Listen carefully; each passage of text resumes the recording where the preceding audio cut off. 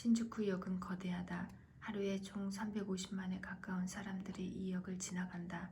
기네스북은 JR 신주쿠역을 세계에서 가장 승객이 많은 역이라고 공식적으로 인정했다. 많은 선로가 그 역 구내를 가로지른다. 주요 노선만 해도 주호선, 소부선, 시아이쿠선, 쇼난 신주쿠선, 나리타 익스프레스, 레일들은 복잡하게 얽히고 설킨다. 승강장은 전부 16개, 거기에다 오다큐선과 게이오선이라는 두 군데의 민간 철도 노선과 세 군데의 지하철 노선이 옆구리에 플러그처럼 꽂혔다. 그야말로 미궁이다. 통큰 러시아워. 그 미국은 사람들의 바다로 변신한다. 바다는 거품을 피워 올리고 뒤집히고 피워하고 파도는 입구와 출구를 향하여 거침없이 밀려가고 밀려온다. 환승을 위해 이동하는 사람의 흐름이 여기저기서 마구 얽히면서 위험한 소용돌이를 일으킨다. 아무리 위대한 예언자라도 그리고 거칠고 뒤집히는 바다를 둘로 가르지는 못할 것이다. 그렇게 압도적인 사람의 물결이 일주일에 5일, 아침 저녁으로 2번 결코 충분하다고 할 수 없는 역무원들에 의해 아주 매끄럽게 별탈 없이 흘러간다니 참으로 믿기 힘들 정도다. 특히 아침 러시아어가 문제다. 사람들은 저마다 목적지를 향해 서두른다. 정해진 때 출근 기록을 남겨야 한다. 명랑할 수도 없고 느긋할 수도 없다. 아직 잠도 다 깨지 않았다. 그리고 거의 숨쉬기도 힘들 만큼 빽빽이 들어찬 차량하는 그들의 육체와 정신을 마구 짓누른다. 천운이 따르는 사람만 자리에 앉을 수 있다. 폭동이 일어나지 않은 게 신기하고 사고로 유혈 참사가 벌어지지 않은 게 신통하다고 스크루는 언제나 감탄한다. 그렇게 극단적으로 복잡한 역이나 열차가 광신적이고 조직적인 테러리스트의 표적이 된다면 치명적인 사태가 벌어지리라는 것은 의심할 여지도 없다. 그 피해는 차마 눈뜨고 보기 힘들 것이다. 철도회사에서 일하는 사람들에게도 경찰에게도 물론 승객들에게도 상상하기 싫은 악몽이다. 그러나 그런 참극을 방지할 수단은 거의 없다. 그리고 그 악몽은 1995년 봄에 도쿄에서 실제로 일어났다. 역무원들이 스피커를 통해 간절하게 외쳐대고 팔자 벨은 쉼없이 울려대는 가운데 개찰기는 묵묵히 카드와 좌표를 정기권의 방대한 정보를 읽어낸다. 초 단위로 들어오고 떠나는 긴 열차는 잘 훈련된 참을성 강한 가축처럼 기계적으로 사람들을 토해내고 또 빨아들이며 겨우 문을 닫고 다음 역으로 향한다. 계단을 오르거나 내려갈 때 뒤에 선 사람들에게 발을 밟혀 구두 한 짝을 잃어버린다 해도 그것을 회수한다는 것은 불가능하다. 그 구두 한 짝은 러시아어라는 격하게 흐르는 모래 속에 잠겨 사라진다. 그 또한 그녀는 한쪽 구두로 긴 하루를 보낼 수밖에 없다. 1990년대 초 아직 일본 경제의 거품이 이루어지던 시절 미국의 한 유력지가 겨울 아침 러시아워의 신주쿠역 계단을 내려가는 사람들의 모습을 찍은 사진을 실었다. 거기에 찍힌 통근객들은 약속이라도 한 듯 하나같이 아래를 내려다보며 통조림에 든 생선처럼 생기 없이 어두운 표정이었다. 기사는 일본은 분명 위복할지 모른다. 그러나 많은 일본인은 이처럼 고개를 숙인 불행한 모습이다라고 했다. 그리고 그 사진은 유명해졌다. 많은 일본인이 실제로 불행한지 아닌지 스크루는 잘 모른다. 그러나 혼잡한 아침 시간 신주쿠역에서 계단을 내려가는 통근객들이 하나같이 아래를 내려다보는 진짜 이유는 불행해서가 아니라 발 아래에 신경 써야 하기 때문이다. 계단을 헛디디지 않도록 구두를 잃어버리지 않도록 러시아어의 거대한 철도역에서 굉장히 중요한 과제이다. 그런 실제적인 배경에 대한 설명은 사진에 없다. 그리고 짙은 색감의 코트를 입고 아래를 내려다보며 걸어가는 사람들은 대체로 행복하게는 보이지 않는다. 물론 아침 구두를 잃어버리지 않을까 걱정하며 통근해야 하는 사회를 불행한 사회라 부르는 것은 논리적으로 충분히 있을 수 있는 일이지만 얼마나 많은 시간을 사람들은 매일매일 통근하는데 소비하는 걸까? 스크루는 생각해본다. 편도 평균 1시간에서 1시간 반, 아마 그 정도 아닐까? 결혼해서 어린아이가 하나 아니면 둘, 도심의 직장에 있는 평범한 회사원이 집 한 채를 가지려면 아무리 또 통근 시간을 그 정도 들여야 하는 교회에 나가야 한다. 그러므로 하루 2시간 가운데 2시간에 3시간이 통근하는 데 소비되는 셈이다. 만원 전차 안에서 잘하면 신문이나 문고문 정도는 읽을 수 있을지 모른다. 아이팟으로 하이든의 교향곡을 듣거나 스페인어 회화 공부를 하는 것도 가능할지 모른다. 사람들에 따라서는 눈을 감고 장대한 형이상학적인 사생에 빠질 수 있다.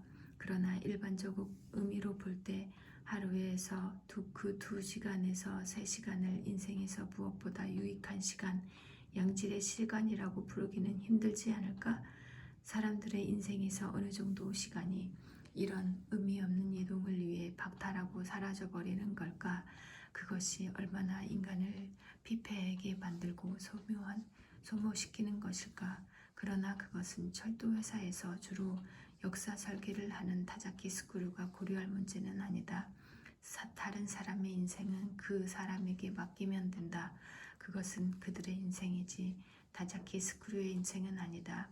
우리가 살아가는 사회가 얼마나 불행한지 또는 불행하지 않은지 그 사람 나름대로 판단하면 될 일이다. 그는 그런 엄청난 시간의 흐름을 얼마나 적절하게 안전하게 이끌 수 있는가 하는 생각만 하면 된다. 성찰은 거기 필요 없다. 필요한 것은 올바르게 검증된 실효성뿐이다. 그는 사색가이기도 하고 사회학자도 아니며 그저 한 사람의 엔지니어일 따름이다. 타자키 스크루는 JR 신주쿠역을 바라보는 게 좋았다. 신주쿠역에서 표를 산 다음 그는 보통 9번에서 10번의 9, 10번 선의 플랫폼으로 올라간다. 주요선 열차가 들어오고 나가는 곳이다. 다스모 도행이나 고행 장거리 열차이다. 통근객 중심인 다른 플랫폼에서에 비하면 승객수가 아주 적고 열차의 발작도 그리 빈번하지 않다. 벤치에 앉아 역의 모습을 천천히 관람할 수 있다. 사람들이 콘서트에 가거나 영화를 보거나 클럽에 춤을 추러 가거나 스포츠 시합을 관전하거나 윈도우 쇼핑을 하는 것처럼 그는 철도역을 갔다. 사람들이 남아 돌아서 무엇을 하면 좋을지 모를 때 혼자서 즐겨 역을 향했다. 마음이 안정되지 않을 때나 뭔가 생각한 일이 있을 때도 발길은 자연스럽게 역으로 향했다. 그리고 플랫폼 벤치에 앉아 매점에서 산 커피를 마시고 들어오고 나가는 전차의 시각은 작은 시간표로 확인하면서 그냥 가만히 거기에 앉아 있었다. 몇 시간이고 그렇게 보낼 수 있었다. 학창시절에는 역사의 모양이나 승객의 흐름이나 역무원들의 움직임을 체크하고 문득 떠오르는 것을 노트에 자세히 적어놓기도 했지만 이제 그렇게까지는 하지 않는다. 특급 열차가 속도를 떨어뜨리며 플랫폼으로 들어온다. 문이 열리고 승객이 열차에서 내린다. 그냥 그런 광경을 보는 것만으로도 그는 평온하고 충족된 기분에 젖어들 수 있었다. 시간에 꼭 맞춰 별탈 없이 열차에 들어오고 나가는 것을 확인하면 자신이 근무하는 철도 회사의 역이 아닌데도 자부심을 느꼈다. 잔잔하면서도 꾸밈없는 자부심이었다. 도착한 열차의 청소팀이 재빨리 올라타서 쓰레기를 회수하고 좌석을 정돈한다. 모자를 쓰고 제복을 입은 승무원들이 정확히 근무 인계를 하고 다음 열차 운행을 위한 준비를 갖추어 간다. 차량에 달린 행선지 표시가 바뀌고 열차에 새 번호가 주어진다. 모든 것이 초 단위로 순서에 따라 정확하면서도 군더더기 없이 진행된다. 그것이 타자키 스크루가 속한 세계였다. 그는 헬싱키 중앙역에서도 똑같은 일을 했다. 간단한 시간표를 받아들고 벤치에 앉아 종이컵에 담긴 뜨거운 커피를 마시면서 들어오고 나가는 장거리 열차를 바라보았다. 지도에서 열차의 행선지를 확인하고 그것이 어디서 왔는지를 확인했다. 열차에서 꼬리를 물고 내리는 승객들과 자기가 가야 할 플랫폼을 향해 바쁘게 발걸음을 옮기는 사람들의 모습을 바라보았다. 제복 차림의 역무원과 승객의 움직임을 눈길로 쫓았다. 그렇게 살펴보는 동안 늘 그렇듯이 마음이 한없이 평온해졌다. 시간은 균질하고 매끄럽게 흘러갔다. 군의 방송이 들어오지 않는 것만 제외하면 신주쿠역에 있을 때와 똑같았다. 아마도 세계 어느 곳을 가더라도 철도역이 운영되는 시스템은 기본적으로 변함이 없다. 정확하고 능숙한 전문성, 그 모습은 그의 마음에 정확히 공감을 불러일으켰다. 자신이 올바른 장소에 있다는 확실한 감각이 일었다. 화요일, 다자키 스크류가 일을 마쳤을 때 벽시계의 바늘은 8시를 넘어섰다. 그 시각에 사무실에 남은 사람은 그 하나뿐이었다. 그날 일은 잔업을 해야 할 만큼 긴급한 것은 아니었다. 그러나 수요일 밤에 사라와 만날 약속을 해두었기에 그 전에 쌓인 업무를 깨끗이 처리해두고 싶었다. 그는 일을 마친 다음 컴퓨터 전원을 끄고 중요한 디스크와 서류를 잠금장치가 된 서랍에 넣고는 사무실 불을 껐다. 그리고 낯익은 수희에게 인사를 하고 뒷문으로 회사를 나섰다. 늦게까지 수고 많으셨습니다. 수희가 말했다. 어디서 식사라도 할까 생각했지만 별로 식욕이 일어나지 않았다. 그러나 곧장 집으로 돌아가고 싶지 않았다. 그래서 JR 신주쿠역으로 향했다. 그날도 그는 역 구매 매점에서 커피를 샀다. 여름철 도쿄 특유의 무더운 밤으로 등에 땀이 흥건히 고였지만 그래도 그는 차가운 것보다는 김이 오르는 뜨거운 블랙커피를 좋아했다. 습관의 문제였다.